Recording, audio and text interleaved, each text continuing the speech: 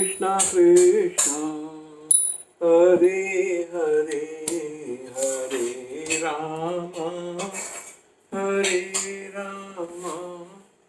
राम राम हरे हरे। दशहरे की सबको बहुत बहुत शुभकामनाएं। आज हम दूसरे अध्याय के श्लोक 60 का अर्थ कंटिन्यू करेंगे। तात्पर्य: अनेक विद्वान ऋषि दार्शनिक तथा आध्यात्मवादी इंद्रियों को वश में करने का प्रयत्न करते हैं, किंतु उनमें से बड़ा भी कभी कभी विचलित मन का कारण इंद्रिय भोग के लक्ष्य बन जाता है। यहाँ तक कि विश्वामित्र जैसे महर्षि तथा पूर्ण योगी को भी मेनका के साथ विषय भोग में प्रवृत्ति होना पड़ा। यद्यपि वे इंद्रिय निग्रह के लिए कठिन तपस्या तथा योग कर रहे थे।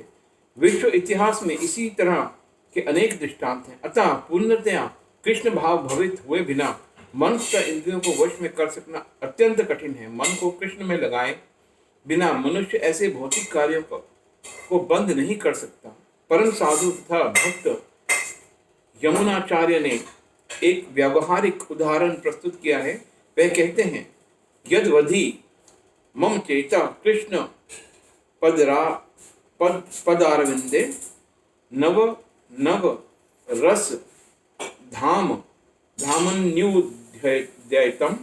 रत्नुमासीत तद्वदि बत नारी संगमे समर्यमाने भवति मुख विकार सुष्ठु निष्ठिवानम च। जब मेरा मन भगवान कृष्ण के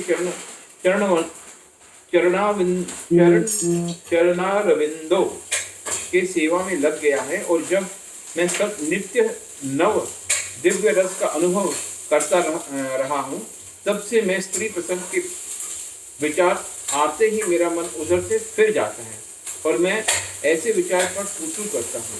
कृष्ण भावामृत इतनी दिव्य सुंदर वस्तु है कि इसके प्रभाव से भौतिक भोग स्वतः नीरस हो जाते हैं। ये वैसा ही है जैसे कोई भूखा मनुष्य प्रचुर मात्रा में पुष्टिदायक भोजन करके अपनी भूख मिटा ले।